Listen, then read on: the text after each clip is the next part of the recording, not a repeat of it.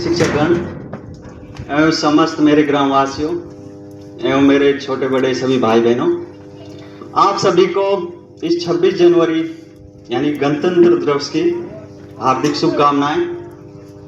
जैसा कि आपको पता है कि ये 26 जनवरी का जो प्रोग्राम है हर साल मनाया जाता है। यह दिन हमारे लिए बहुत ही खुशी का एवं गौरव का दिन है, क्योंकि इसी दिन हमारे देश का जो भारतीय संविधान है, हमारा संविधान बनकर तैयार हुआ था। और इस संविधान को बनाने में हमारे महापुरुषों जैसे कि डॉक्टर भीमराव अंबेडकर, डॉक्टर राजेंद्र प्रसाद, सरदार वल्लभ भाई पटेल आदि महापुरुषों ने बहुत बड़ा योगदान दिया। अब जैसे कि आप सोचेंगे कि संविधान क्या होता है, तो मैं आपको बताता हूं कि संविधान क्या होता है। संविधान एक सरल शब्दों में कहा जाए तो संविधान एक पुस्तक है। क्या है? संविधान एक पुस्तक है, या कहें कि हम संविधान एक ग्रंथ है। ठीक है। जिस प्रकार एक परिवार, एक समाज को चलाने के लिए कुछ नियम होते हैं, कुछ कानून होते हैं, ठीक उसी प्रकार हमारे देश को चलाने के लिए कुछ नियम एवं कानून बनाए गए हैं। तो उन नियम एवं कानूनों को जिस पुस्तक में लिखा गया है, उस पुस्तक को हम संविधान कहते हैं। और इस संविधान को 26 जनवरी 1950 के दिन लागू किया गया था। इसी क्रम में मैं आपके सामने कुछ चुटकुले पेश करना चाहूंगा। जैसे कि स्कूल की ही बात है। क्या होता है कि मैडम जी बच्चों को पढ़ा रही थी। क्या पढ़ा रही थी? ABCD पढ़ा रही थी। ठीक है। तो बच्चों से जैसे पढ़ाने के बाद पूछते हैं वापस, तो ऐसे ही वो एक शरारती लड़के को खड़ा किया और बोली कि ABCD सुनाओ। अब उसने सुनाया कि ABCD और चुप हो गया। उसके बाद मैडम जी बोली कि बेटा और सुनाओ, तो बोला कि मैडम जी और सब ठीक है, आगे आप सुनाओ। एक बार क्या होता है, ट्रेन में एक नया नया जोड़ा सफर कर रहा था। ठीक है, मतलब पति पत्नी ट्रेन में सफर कर रहे थे। तो ट्रेन में जो पत्नी है उसको गर्मी लगने लगी, तो उसने बोला कि ये खिड़की खोल दो। अब वो पति है जो खिड़की खोलने गया और उससे खूब जोर लगाया, लेकिन खिड़की नहीं खुली, क्योंकि वो ट्रेन जो है ऐसी थी और खिड़की भी थोड़ी ऐसी ही थी पुरानी, तो खुली नहीं। पास में एक बूढ़ा बैठा हुआ था, तो उसने देखा ये स्थिति, वो जाके उसने धड़ाक देने से वो खिड़की खोल दी।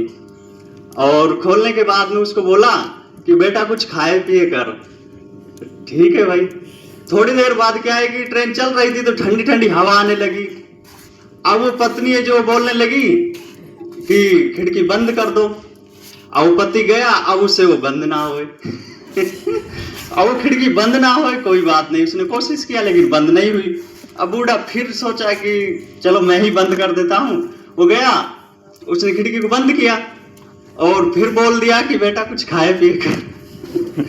अब क्या हुआ कि उस लड़के को जो पति था उसको थोड़ा बुरा लगा कि अरे तो बहुत जोर की हुई कि कैसे करे। तो उसने दिमाग लगाया, उसने सोचा कि अब ये बूढ़ा इतना बोल रहा है कि इसको सबक तो सिखाना चाहिए। तो वो क्या किया, वो दौड़ के गया और चैन पुली खींचने का नाटक करने लगा। ट्रेन की चैन पुली खींचने का नाटक करने लगा। उसके बाद में क्या हुआ, बूढ़ा ने तो वही सोची कि शायद ये भी नहीं खींच रही है। तो बूढ़ा गया, उसने धड़ाम देने से चैन पुली खींच दी। चैन पुली खींच दी तो ट्रेन रुक गई। ट्रेन रुकने के बाद वहीं तुरंत पुलिस आ गई, टीटी आ गई और बूढ़ा पकड़ा गया। तो बूढ़ा पकड़ा गया, जैसे पुलिस जब बूढ़े को ले जा रही थी तो तब वो पति बोला, वो लड़का बोला कि बाबा कुछ कम खाए पिएगा। ऐसे ही क्या होता है कि कंजूस आदमी होता है, वो अपने बच्चे को लेके मार्केट में चले जाता है। ठीक है। तो मार्केट में जाने के बाद में अब बच्चों का तो मन होता है कि कुछ भी खाने का मन करना है, खाने की चीज देखेंगे तो खाने का मन करेगा। तो उसने समोसा देखा, तो बोला कि पापा समोसा खिला दे। और कंजूस पापा, और बोला कि बेटा ये समोसा है, ये तो समोसी है, समोसा तो हमारे पंजाब में मिलते हैं, बहुत बड़े बड़े मोटे मोटे समोसा है, वहां खिलाऊंगा। अब ठीक है भाई, थोड़ी दूर मार्केटिंग कर रहे थे, सामान खरीदे, आगे गए तो उस बच्चे ने आम देखे तो बोला कि पापा आम दिला दे, आम खाऊंगा। अब वहां जाके भी वही वो कंजूस पापा बोला कि बेटा ये आम है, ये तो आम ही है, आम तो हमारे पंजाब में है, बहुत बड़े बड़े मोटे मोटे आम है, वहां से लाऊंगा, वहां से खिलाऊंगा। ठीक है भाई, मार्केटिंग करके घर आ गए हो। घर आने के बाद में उसकी छोटी बहन, उस बच्चे की छोटी बहन आते ही पूछ रही है कि भाई आज तो बाजार गए हो, क्या क्या खा गए हो, पापा ने क्या क्या खिलाया। तो तुरंत वो गुस्से में ही था, वो बोला कि ये पापा है, ये तो पापी है, पापी। पापा तो हमारे पंजाब में है, बहुत बड़े बड़े। तो दोस्तों ऐसे ही हमेशा हंसते रहें, स्वस्थ रहें, मस्त रहें और अपनी पढ़ाई में व्यस्त रहें। पढ़ाई करें, खूब पढ़ाई करें, जितना हो सके पढ़ाई करें, क्योंकि पढ़ाई ही एक ऐसा रास्ता है जो हमें अज्ञानता से और गरीबी से मुक्ति दिला सकता है। ठीक है, तो जितना हो सके पढ़ें, खूब पढ़ें, जितना हो सके। जितनी पढ़ाई करेंगे तो एक ना एक दिन सफलता हमें जरूर मिलेगी। इसी संबंध में मैं 2 लाइनें कहना चाहूंगा कि मंजिल यूं ही नहीं मिलती राही को, जुगनू सा दिल में जगाना पड़ता है। मंजिल यूं ही नहीं मिलती राही को, जुगनू सा दिल में जगाना पड़ता है। जब पूछा गया चिड़िया से कि घोंसला कैसे बनता है, तो बोली तिनका तिनका उठाना पड़ता है। जय हिंद, जय भारत।